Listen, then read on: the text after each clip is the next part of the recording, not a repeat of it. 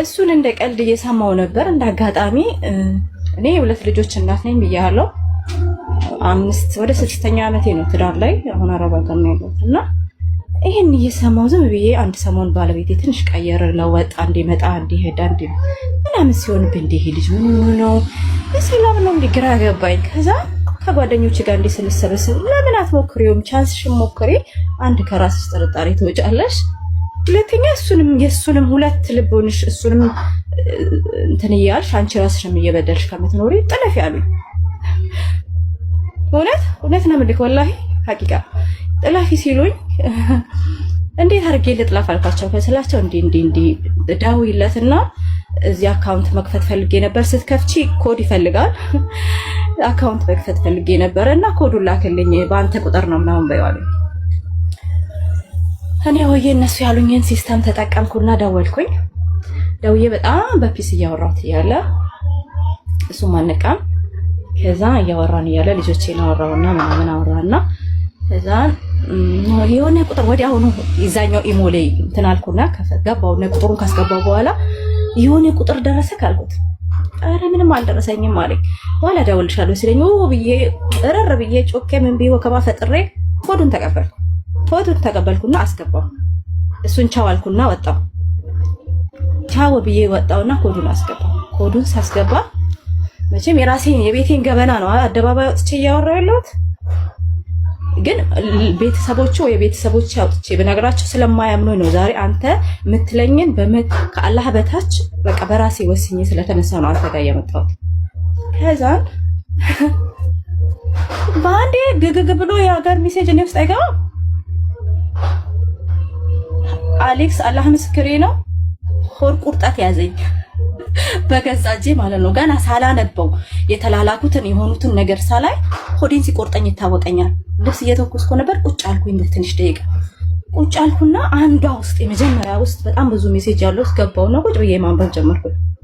ጉልበቴ ሲክዳኝ ይታወቀኛል ማለት በጣም ነው ማምነው፣ በጣም ነው የምወደው። በጣም ብዙ መስዋዕት ከፍዬ አሁንም በጣም ብዙ ነገር እየሰራ ያለው ልጅ ነው።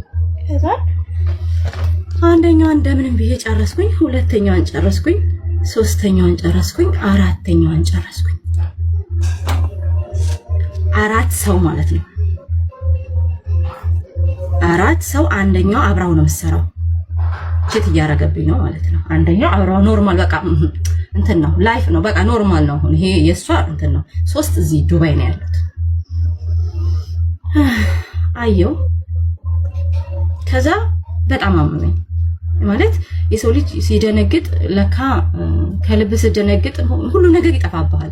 ግራ ገባኝና ማረገው ነገር ምናገረውም ነገር ምን መወሰን እንዳለብኝ ግራ ገባኝና ቁጭ አልኩ። ልብስ መተኩሰው ሴትዮ ትጠራለች፣ እኔ መስሚያ ይጥጥ ነው።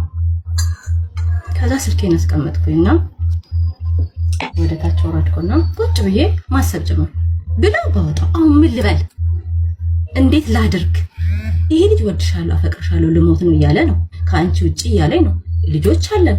በሜዳ አይደለም የተገናኘ ነው። በጣም በፕሮግራም ያኔ በቤተሰብ ለቤተሰብ ሽምግልና ተልኮ የእናቴን ትከሻና ግንባር ስሞ በኒካ በሰርግ በሁሉ ነገር ነው የተጋባ ነው። እና የራሴ የሆነ ቤት አለኝ። በጣም ትልቅ ነገር እየሰራው ነው ያለሁት አሁን ደግሞ። እሱ ግን እኔ እዚህ ከመጣው ጀምሮ አሁን 1 አመት ከምናምን ነው። እሱ ቆይቷል። ከዛ በፊት አላውቅም። እና ይሄን ነገር አነበብኩ 3-4 ያዳመጥኩት ወጣ ወረድኩኝ ምን አልኩኝ በቃ ምንም ነገር ማድረግ ማውሰን አቃተኝ። ከዛ ከአቅሜ በላይ ሲሆን ማታ ላይ ታላቅ እህት አለችኝ፣ ስልጣን አላት ትንሽ እና ሲስተር እስቲ ማማክሽ ነገር አለ አልኳትና እንዴ ስላት አላምን አለችኝ። አንቺ ደግሞ እንደው አረብ ሀገር ስላላችሁ ምናምን ብላ አጣጣለችኝ። ይኸው ከእህት በላይ ከሁሉም ያልኩክ ለዛ ነው ስትረኝ አላምን አለችኝ። ግን ተጠራጥሬ ያለው እኔ ራሴ ተጠራጥሬ ያለው ምናምን አለችኝና ተመልሳ ደግሞ አረ ነው አልኩ። የተላላኩትን ምን ያልኩትን እንዳለ ፎርዋርድ አደረኩና ላኩላት። ስም ያልኳት ስሚውና ከዛ ፍረጅ ልትይኝ ነገር እንገሪኝ አልኳት። ላኩላት። በጣም ደነገጠች። እስከ ምሽቱ 1 ሰዓት በዚያ በዱባይ አቆጣጠር 1 ሰዓት ከምናምን ድረስ ታወራኝ ቆየች። እና አታውሪ በቃ እንትናት ያለችኝ። እኔ በጊዜ ምን አረኩ መሰለ መግሪብ ላይ ደወልኩና ወይ የልጆች አባት እንዴት ዋልክ ደህና ነህ ወይ ሁሉ ሰላም አልኩትና በህልሜ አልኩት እየሳኩኝ በህልሜ ባሌ ሌላ ሴት ጋር ሲሄድ አየው አልኩት። አየውና ለሌላ ሰው ለትልቅ ሰው አስፈታው።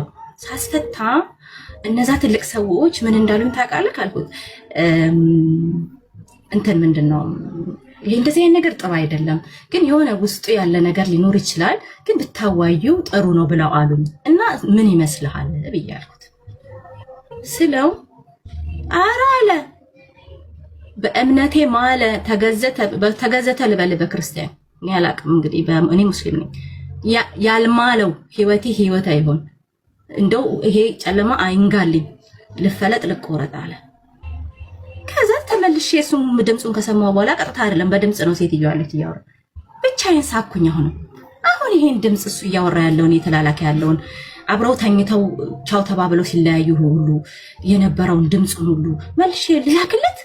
አይ ቆይ ሳባ አሁን አትላኪለት፣ እሱ መሆን የለብሽም ቆይ ተረጋጊ። ምክንያቱም አሁን ወደ ሀገር ልገባ አይደለም ልቆይ ነው።